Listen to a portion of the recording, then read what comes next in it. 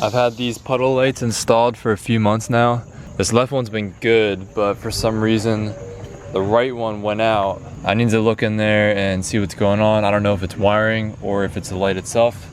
Might as well make this video and show you guys how to install these. The first step is to take this door panel off. So you need to get in here with a little pry tool and get some of the clips that come undone. This is not really the right pry tool to be using, but I might be able to sneak a finger in there.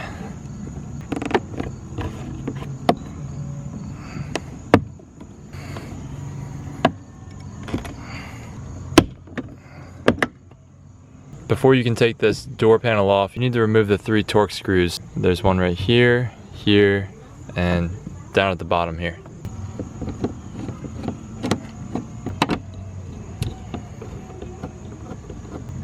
And those are both T30s. There's one more Torx down here. It's also a T30. Now you can start pulling off this door panel. I think there's clips right here, here, and here. Another one up here and over here. Basically you want to pull out the bottom first and then work your way up. And then once you have everything pulled out, you can then lift it straight up off of the window track.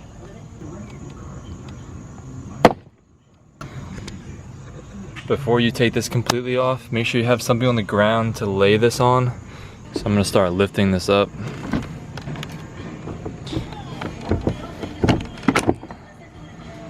There we go.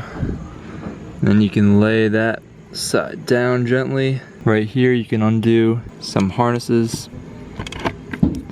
That's for the window switch. This one over here is for the lock switch. And then this right here is the handle latch.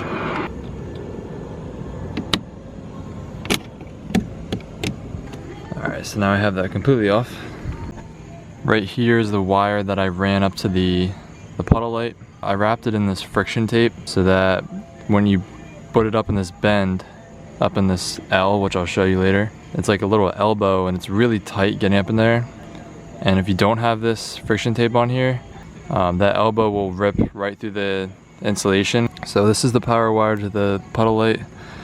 And if you follow it down here, you'll see that I put it right here in this bottom harness.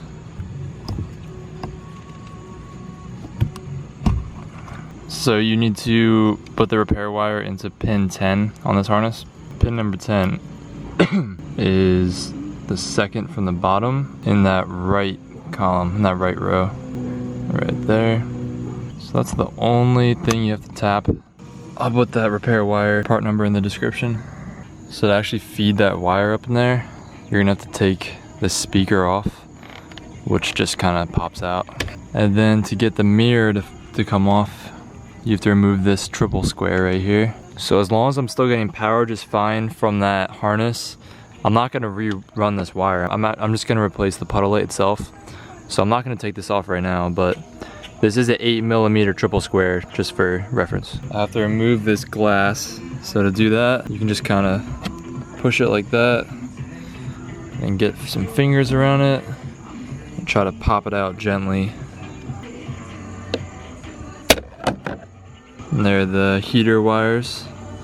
I can just keep them on for now, just let this hang a little bit. So to get the cap off, there's just these little tabs right here.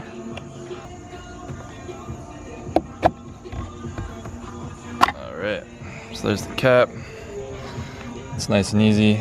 Right here you can see what I was talking about with this elbow. So this is the little elbow you have to feed the wire through. When I tried to feed that wire through, it wouldn't work because there's another little grommet right in there, which is going to be really hard to see. But there's a little grommet. Let me see if I can shine a light in here. You have to feed the wire through there, which makes it next to impossible to do that with the mirror still installed on the door. Save yourself the effort and just take that bolt out, let the mirror off, feed the wire through that grommet before you try putting the mirror back onto the door. I tried doing this with the mirror still installed on the door for a while and I couldn't get it through that grommet. I'm gonna take the motor screws out first.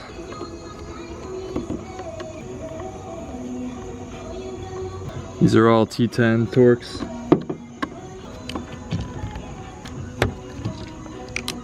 Now we just need to take these two last ones off to get this front cover off right here.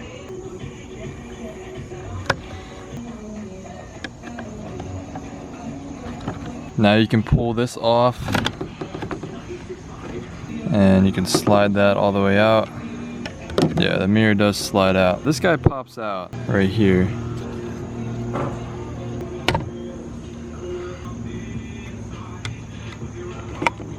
So now we have this little piece right here, which is just the turn signal and the puddle light. And then here's the motor and the mirror. So the wiring is either bad or the light's bad. So again, the power for the puddle light goes to pin 10 in that harness in the door.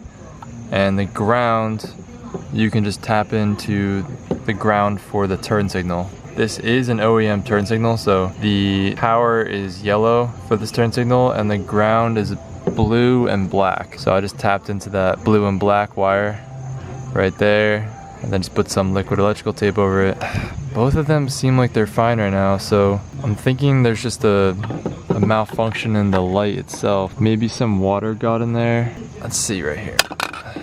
So right in there you can see the circuit board, so that's just completely exposed. So that's pretty bad. These are the ones from DeAutoKey. So I mean, these were not cheap. These are $45. Thankfully they warranty all their parts, so I got replacements for free. Man, like that's a bad design. Like, they should have silicone right here sealing this off. So that's no bueno. I'm gonna grab the new ones. I'm gonna put silicone right there. For those with the aftermarket sequential turn signals, the cheap ones, let's see if these fit in here. They have this hole pre-cut. It's too big for the DeAutoKey puddle lights. I mean, I guess you'd rather have it too big than too small, so you don't have to do any work, but it's gonna be a little bit loose in there, so I would recommend putting some silicone. Here's a really cheap puddle light. The output is not good. It's LED, but the output's awkward. Like, because of this this lens on here, you can kind of almost see like a little pattern on the ground, and the output isn't really even. It's kind of like there's a bright spot and then areas on the ground where it's not as bright. Whereas with the DeAutoKey one, it's at least a nice, even bright light, which is good. But with the cheap one, they actually seal it properly. Look at that. I mean, no water's gonna get in there. But then the DeAutoKey one, it just has nothing in it. That's terrible. Definitely seal that up. So I have this other one on purpose. I'm trying to see how hot this gets. If it's nice and cool, then I'm not too concerned. I'm gonna seal up that big hole on the other side. If this does get pretty hot, then I'm gonna be too worried plugging up that hole because I feel like it just needs to get the heat out. So far, I mean, this side of the light doesn't feel hot yet. It feels warm to the touch, but it's not hot.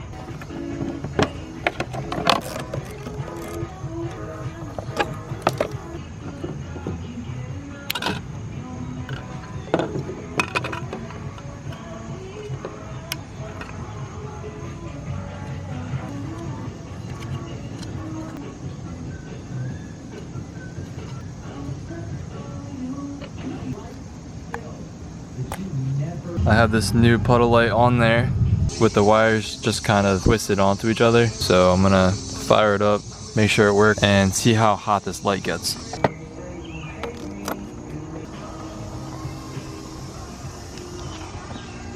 Alright, so that light does work. So it was just an issue with the light and not the wiring, just as I suspected. Keep this on for a little while and see if this gets hot. Once this is fully installed in the mirror housing, and it's a little bit darker out, I'll be able to tell for sure. But right now, it looks like that light is dimmer and cooler, like a cold white, than the other one.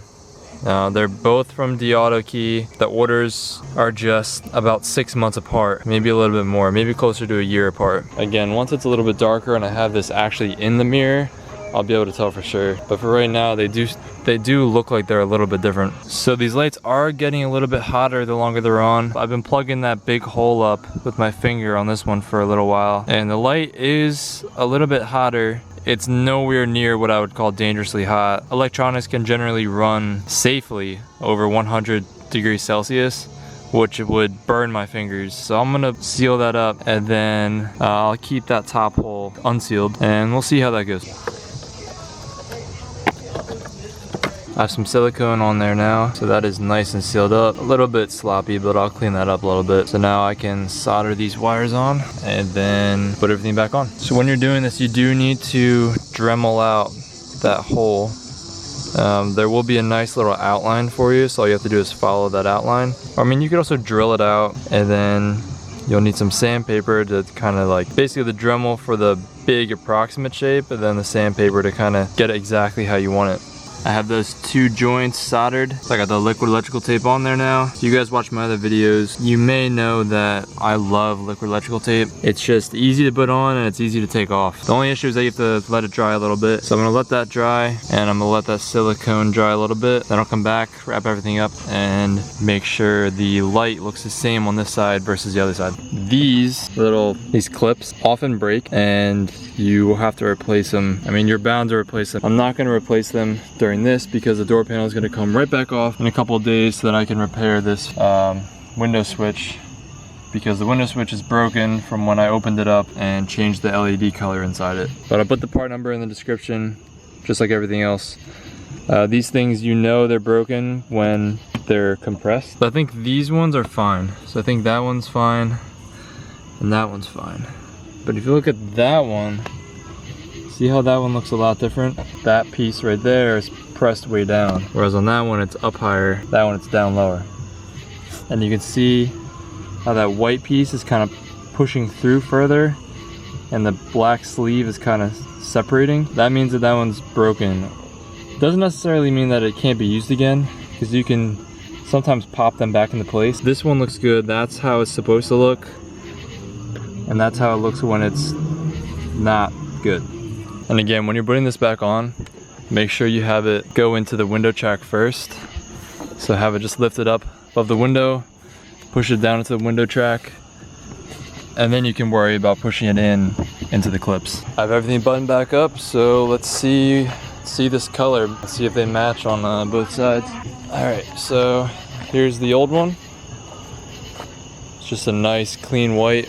Might look a little bit blue on the camera, I'm not sure, but that's just the gray paint. It really doesn't look like that in person. It looks just a clean white, very OEM white. Now on this side, holy sh! Yeah, that's completely different. This is a blue over here. This is like a 6000K. That's completely different. So this side is like an OEM 4500, 5000K, and then this side is like 6000, 6500. So honestly, that's kind of shitty because now I have to replace the other side. I kind of liked this crisp white better than this blue one. But let's see, it might match the headlights and DRLs better than the this left one I have.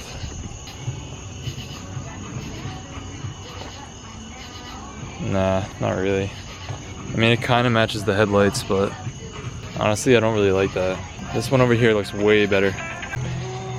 I'm gonna message DAutoKey about this, see if they intentionally switched from that old style to this new style, or if maybe they just have two kinds in stock. And I don't know what happened, but it's completely different over here. So with both of these in the same shot, you should be able to see that right there.